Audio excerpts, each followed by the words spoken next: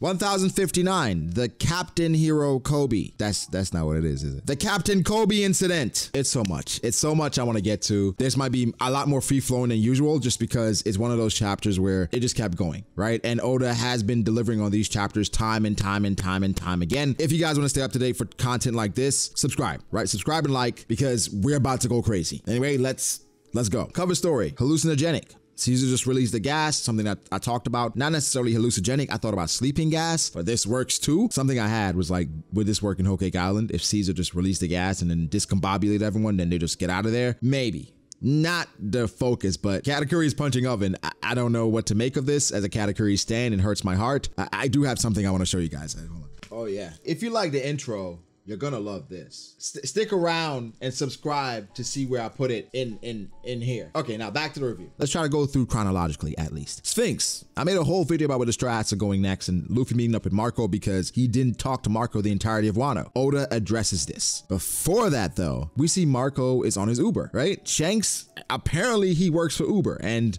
Marco signed in, called Shanks to pick him up from Wano. That's the reason why Shanks was there. And for good measure, Shanks had Film Red slapped on the side of his ship saying, hey, go watch my movie. And that's why Film Red is one of the biggest movies of the year right now. It is going insane. And Film Red will be in theaters in the US in October 14th, I'm hearing. We got to see. Either way, Shanks picked up Marco. How random is that? It's a great tie-in because when we think about the past and how Shanks asked Marco to be a part of his crew, remember when he went on the ship? Somewhat disrespectful to Whitebeard because you're going to ask Whitebeard's crew member to join your crew. You ready to throw hands, bro? Marco saying he's worn out. It almost drives me crazy because Marco's so young. He's 45 years old. Yes, he's older than Shanks, younger than Ben Beckman, younger than Katakuri. He's one of the younger old pirates, but I understand it. He's seen a lot, been through a lot. Think about his crew, right? Whitebeard died, Ace died, Thatch died, the Whitebeard part's over, the remnants, the payback war.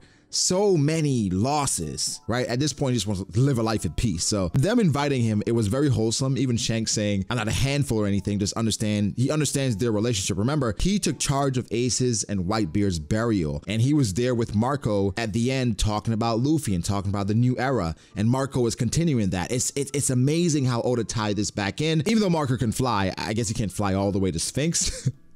Right? Huh? But it was cool. It was a real cool tie-in because that's something that was a glaring mishap where Luffy and Marco didn't talk at all, but them talking about Marineford saying, hey, thanks for that. I appreciate that. Ace would be so amazed and he would be so proud to see the way you are now. And Luffy just laughing. It moved me. And I know it moved a lot of you because a lot of people when I was reacting, you know, link in the description down below if you want to see the reaction, people were saying the same thing, saying, hey, this is amazing. Oda is filling in the gaps. Speaking of filling in the gaps, we have Yamato. Yamato's a realist. Like I've been saying to you guys, the reason why Green Bull left is not anybody that was on Wano, but really Shanks and his boys. Yamato realized that as well. And Yamato's saying, I cannot leave because whomever caused that immense burst of haki, that's the reason why the forest guy left. It wasn't Momonosuke and all the shenanigans he had, right? That spectacle was not the reason why the green guy left. It was because of that guy. Kaido might be gone now. Dad might be gone now, but I can't just abandon him. Story consistency, this makes a lot of sense. This is Yamato's character, her even lying to Momonosuke about the reason why she's staying back. Well, Oden, you know, he toured around Wano before he went on a voyage. BS. She was lying to spare Momonosuke's feelings because she's basically saying Momonosuke's not ready. Even though he's a shogun, he's not ready yet to protect the country. Story consistency, Yamato character consistency makes so much sense. I love it. Strength and power skill and consistency, I don't know how much I feel about it because here's the logic. Luffy's banner is now flying in Wano. It is going to deter regular pirates from going there and trying to wreak havoc. Even going to Wano and approaching Wano is difficult, but say you can't. You see Luffy's banner, you know what that means, you're leaving. That's Luffy's territory. So the people that wouldn't care about Luffy's banner, which would be strong pirates that feel like they can contest Luffy. Yamato, I don't think is beating them. I think if Blackbeard decided to go Shanks, Cross Guild, Yamato isn't stopping them. Personally, I feel like Wano's safety should be on the strength or on the merit of Luffy's name, but it's gonna get there. That's my thing, right? That's the reason why it doesn't bother me because I know it's going to get there. It's a progression. It's a progressive thing. Luffy just became a Yonko, so this is the baby steps. We leave someone there that can kind of hold down the fort and somewhat bridge the transition. So Oda giving us the conversation, masterclass. Would have loved it sooner, but we got it.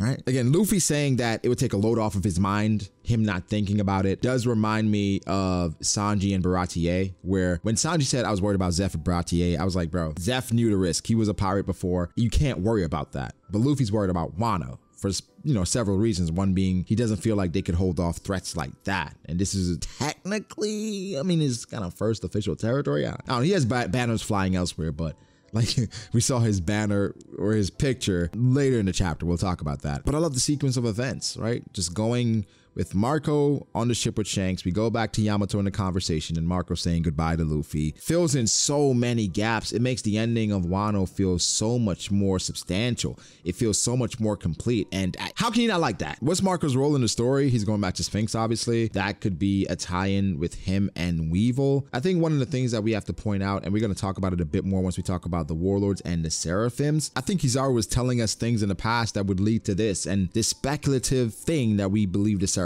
are. We'll talk about that though. We go to Amazon Lily and Boa Hancock. Okay, I've had a theory and I got to take the L on that, saying Kobe's going to defeat Boa Hancock and she might be enslaved and all this different stuff. Didn't happen, right? She has bandages. All right, whatever that means. So she's recovering, and the Navy, they're continuously sending people there because, she's there, she's trying to protect her people. Now she's contemplating leaving. They're like, where would you go? It's like an island of people. And her conclusion is that she want to marry Luffy. Just being point blank, it's not a bad idea considering what Luffy is now, what he means to the world government or how they view him. He's a Yonko. So if Luffy and Boa Hancock got married, Pirate Empress married Luffy, that's technically Luffy's territory now. You would have to respect it, technically. But then I'm like, okay, what happened? And we go back to a few weeks prior. So it's been some weeks since everything that's transpired. We see some Marines, right? Because we know they were invading. Kobe was a part of the invasion in regards to apprehending Boa Hancock. And we see Vice Captain Yamakichi. Now, I don't remember Yamakichi specifically, but Yamakichi, I wasn't impressed in this chapter. I'm not going to lie. Probably could have done without Yamakichi. However, we transition and they say, yo, we're not going to fight a child. I'm like, okay, what is going on here? Because when I think of child warriors, child soldiers, the first person that came to mind was Rob Lucci. Because remember, he was a kid and he was like a terror as a child, right? Like most children, they're terrifying. But Rob Lucci was more so because he was actually killing people. That's what it took me to. And the world government, they like taking advantage of kids. That's why they were trying to apprehend Big Mom. They use Mother Caramel and all that different stuff. The world government is not comprised of the best people in certain instances. We just have to take it with a grain of salt. Either way, they don't want to fight children. But this child is a little different. So what was clear after they said, is somebody they recognize? So to me, it was apparent that this looked like Boa in some way. It was confirmed at the end of the chapter, but I'm talking about it now. This was a pacifista, a young pacifista Seraphim that looked like Boa. We have a few questions here. For the Seraphim, are they alive? Are they actually robots? Could they age? Or is this just an inkling of their strength? Now I'm super curious. The crazy part is in the midst of all this happening, like they're invading Amazon Lily. We're finding out what's going on. We have these little child terrors just terrorizing Amazon Lily. Blackbeard shows up. Yes, the one and only Marshall D. Teach. Listen, we have been trying to speculate everything that Blackbeard was going for the entire time. We talked about ancient weapons. We talked about devil fruits. Technically, he's going after a devil fruit, but we didn't know he was going after Boa Hancock's devil fruit, which with more explanations, it is pretty damn broken, where she was able to somewhat barter her way out of a sticky situation. Blackbeard isn't there with his entire crew. It's just him, Vasco Shot, and Canarita Devon. That's from what we can see. And it's interesting. They're all seemingly attracted to Boa Hancock, which makes sense. She's the prettiest woman, the prettiest person in the world, and that's part of her appeal. Either way, we're transitioning, and Blackbeard starts to attack the Marines that's there, and Vice Captain Namakuji is telling, hey, we're not going to engage until we get approval, because this was not what the plan was. It wasn't to attack Blackbeard. It's kind of like a Mihawk got to Marineford. Hey, I agreed to fight Whitebeard, not Shanks. So Namakuji's like, well, we got approval to fire on Boa Hancock. Blackbeard is here now. That's a bit more tricky, all right? And Kobe confirmed things we already knew, saying that other pirates were interested in the Warlords as well. And we somewhat saw it with Crocodile going to save Buggy, even though the reasons why he saved Buggy was because Buggy owed him money, but we saw it. And so this is a more straightforward way, because the person that did show up was actually trying to save Boa in Silver's Rayleigh. Before that though, Kobe does confront the Kuja pirates and saying, hey, we don't want any trouble necessarily. We just want you to come with us. police, right? It's like a cop that comes through the hood and is like, yo, you're not in trouble, but come down to the station with me for a bit. I gotta ask you some questions. Ask me some questions here. Well, I gotta go with you. And speaking of talking about asking questions, I asked you the question. Are you subscribed to this channel? If you are, drop a like. If you're not, now is the time to subscribe. Look down, make sure you are subscribed. I would certainly appreciate it. It helps the channel grow. So go like this and it. What I didn't realize until after reading this chapter is that Kobe is freaking famous. A lot of people know who he is, which, I mean, I get it. He's the, I guess, hero now because of the Rocky Port incident, which we got some more insight.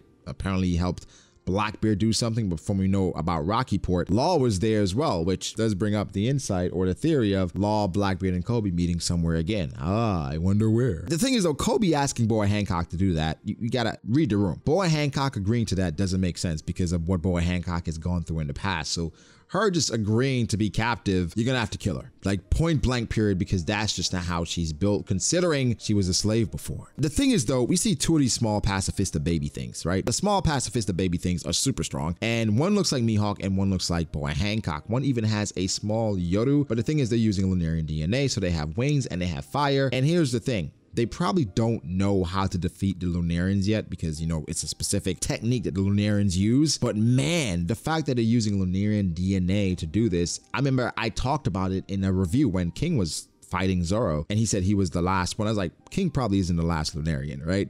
The world government, knowing them, they have something in the lab and they're going to try to recreate this Lunarian or use this Lunarian DNA. Didn't expect them to use it for the warlords, but I guess it should have clicked. The Lunarians and what they offer in regards to not only beauty, but also durability and speed and the ability to use fire. The only thing I'm wondering is, are these things alive?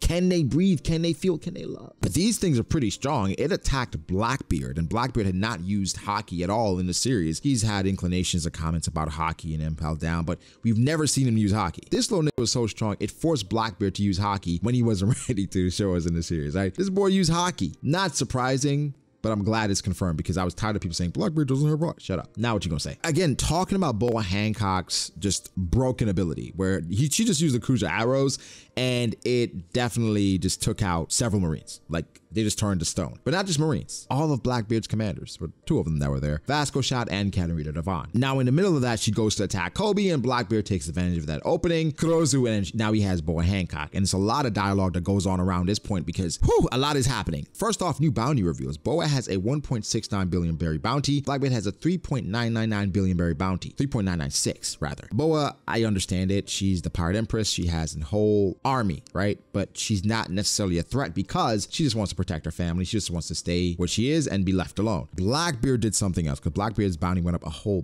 bill. So Blackbeard did something we still don't know about. That was always my thing. I don't think Luffy would ever surpass Blackbeard's at that time. I was like, dang, Luffy's at 3 bill. Blackbeard's at 2 bill. No, Blackbeard's about to be at 4. And also, I'm well aware, bounty does not equal strength, but Oda somewhat strategically uses the bounty to tell you where a character technically is on the power spectrum. Somewhat, right? So for Blackbeard, him being at 3.996 shows that he is not quite where Shanks is, but he's approaching it. He's almost there. One more thing left before I think it's time for him to meet Shanks. And that thing, not sure how it involves Kobe because at the end of the chapter, Blackbeard kidnaps Kobe. And there is something else I have to talk about before we end this because it's a major one. So Blackbeard's talking to Hancock about her devil fruit, saying that he's going to take it. And that's the thing he was going to take because the world government is not going to use it because they were going to get rid of the warlords. Blackbeard's like, well, if you're not going to use it, I might as well go take it. Boa Hancock, right? But Hancock is very brilliant and she puts Blackbeard and even Kobe in a very disadvantageous position. She's turned all their subordinates and friends to stone or co-workers, whatever the hell you want to call it. But she says, if you kill me, they'll be turned to stone forever. And so Blackbeard then talks to Kobe and asks his advice, his recommendation. Now, why the hell does Blackbeard care about Kobe's recommendation? Well, apparently Kobe was able to convince or help Blackbeard in some way apprehend Pirate Island's beehive because of his help at the Rocky Port incident. Now, understand this. The person that they beat was a former Rocks pirate, Wang Ji. Did Blackbeard need Kobe's help? Was Wang Ji that powerful? There's so many questions that I have. Either way, the Rocky Port incident is something shrouded in mystery that Oda is using to build up several characters. That's what Law did, and that's how Law basically became a warlord. Kobe, that's how he got the hero title. Blackbeard, that's how he got his Pirate Island's beehive. Kobe's recommendation is for her to be let go because he needs the Marines to be restored. Blackbeard's like, okay, how do I know once I let her go, she's not just going to turn me to stone because no one can really resist her beauty. He acknowledges that she is a baddie, right? She's never been with a baddie, right?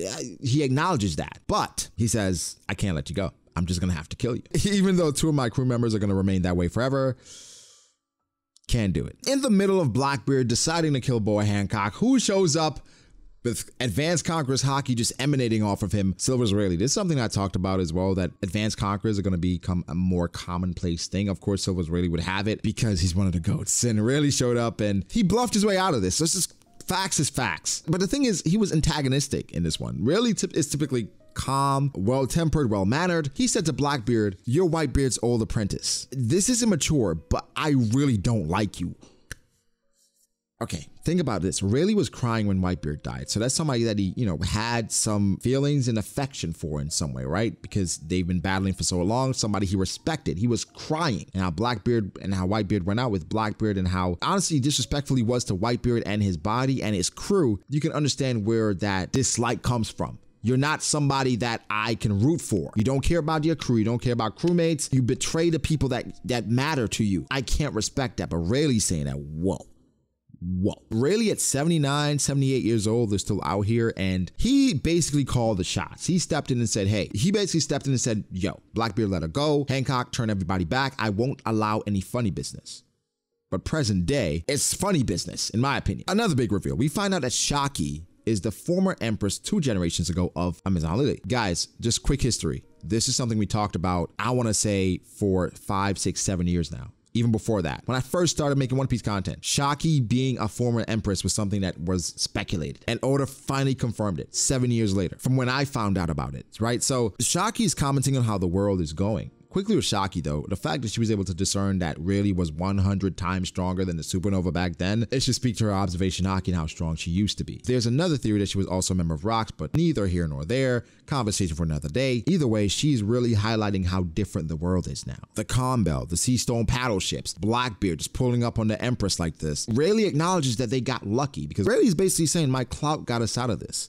If it wasn't for that, we would have a struggle because at this point, I can't be Blackbeard these days. I'm old. I would lose to Blackbeard. So Blackbeard walking away from both of them, or 3 of them, because Shaki, not sure if Shaki was there, but or close by, it was for their benefit because Blackbeard should be able to eradicate those guys at that point because, 2 Devil Fruits, just how much he's grown, another bill. But really acknowledging that is big because it shows us just how far Blackbeard has come. Again, major things is that they confirmed that Boa Hancock is one of the SSG or one of the Seraphims. That's what they're calling them. The funny part is Seraphim is a celestial or ancient being. So celestial dragons, they have no bounds. They just like, oh yeah, we're going to call them Seraphims because it's a tie to them and they have more control now. The real head scratcher, in my opinion, is Kobe getting abducted. What? Really? I thought there was not going to be any funny business. Or did Rayleigh turn Kobe in because he really doesn't have any loyalty to them? He's just loyal to Hancock, but what? But Kobe's captured. We all thought Boa Hancock was going to be one captured. Kobe's the one captured by Blackbeard. Oda does it again. My ankles hurt because they've been broken by Oda. Crossing me up. I don't know when this ends. Oda, spare us, man. Give us a break. No, keep going. Chapter was heat. So much to talk about, but I just want to get this out to you guys. Give me your thoughts. How do you feel about it? I thought this chapter was explosive, right? But give me your thoughts. Make sure to like the video. If you did, subscribe to the channel for more content like this. Follow me on Twitter at BrogODH. Follow me on Instagram at BrogOD.Ace. Thanks to my patrons. I appreciate you guys all so much against your. Also, shout out to my members. I appreciate you guys who want to become a member for exclusive content, early content. Link in the description down below. But thank you guys so much, and I'll catch you in the next one. Peace.